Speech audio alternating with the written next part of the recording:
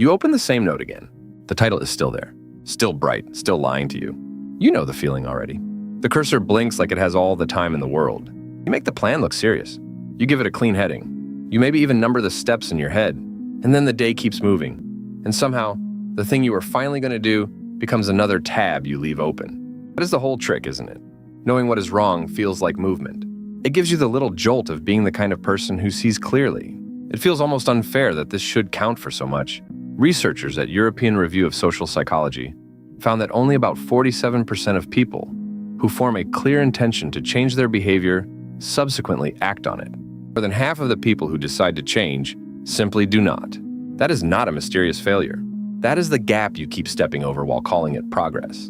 And it is a brutal little gap because it looks so small from the inside.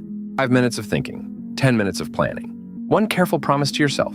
Then the morning is gone, the task is still untouched, and you have somehow spent energy without spending effort. Like polishing a key and never opening the door.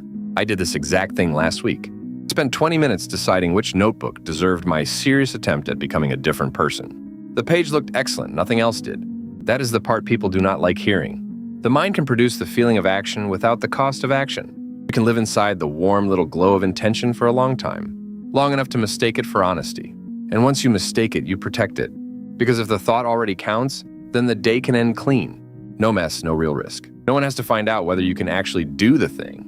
Researchers at Judgment and Decision Making found that participants predicted a 92% chance of completing a project within 30 days, but only 75% did.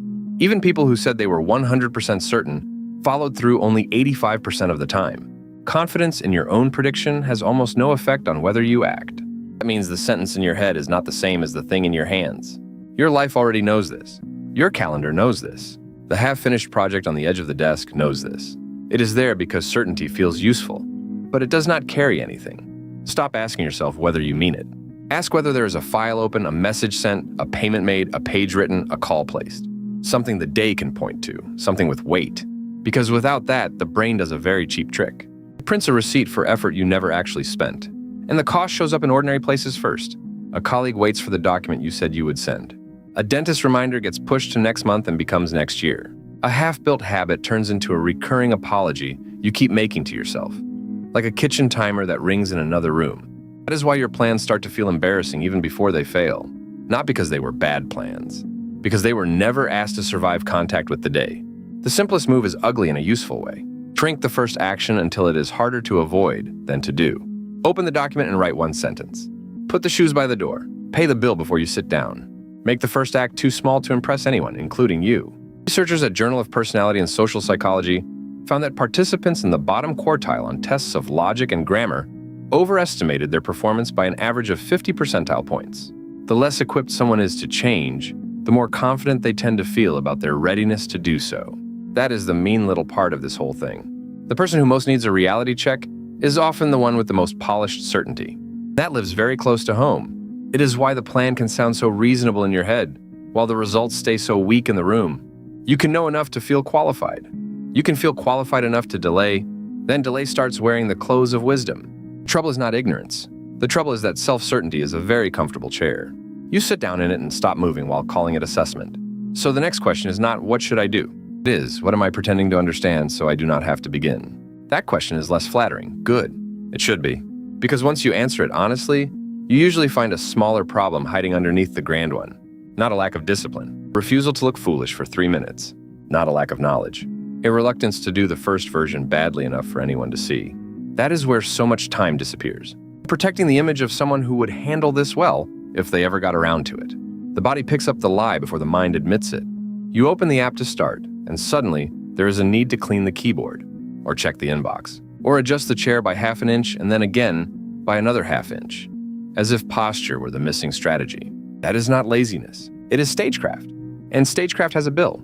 Deadlines move. Confidence gets spent on narration instead of work. You become the person who is always almost ready, which is a very expensive way to be unavailable. If you want the cleanest test, do not ask whether you know what to change. Ask whether you have made a rule that begins before motivation can get involved. Same time, same place, same first move. No debate, no weather report from your mood. That is not because routine is magical. It is because the day is loud, and the loudest part of you should not be the one making every decision from scratch. You can feel the sting of this even when nobody else can see it. In the unopened email, in the unread chapter, in the browser history full of research for a task you still have not started. Tiny evidence, scattered everywhere, that you have been rehearsing a life instead of living one. And the worst part is how reasonable it all sounds while it is happening. You are not saying no. You are saying soon. You are saying after this. You are saying once I get clear. The words are soft enough to pass as maturity. They are not maturity. They are postponement wearing a clean shirt. So use a harder standard. Not how clear the intention feels. Not how ready you are. How many times have you done the first ugly minute? Because that is the part that predicts the rest more honestly than all the insight in the world. A project starts to become real the moment it leaves your head and becomes friction. Message, a draft, a calendar block, a container on the counter, something you have to interact with again tomorrow. Without that, the mind can keep pretending the future is available in unlimited supply. It is not. The future gets smaller every time you spend today admiring the outline instead of making contact with the material. The thing you keep calling self-knowledge can become a hiding place.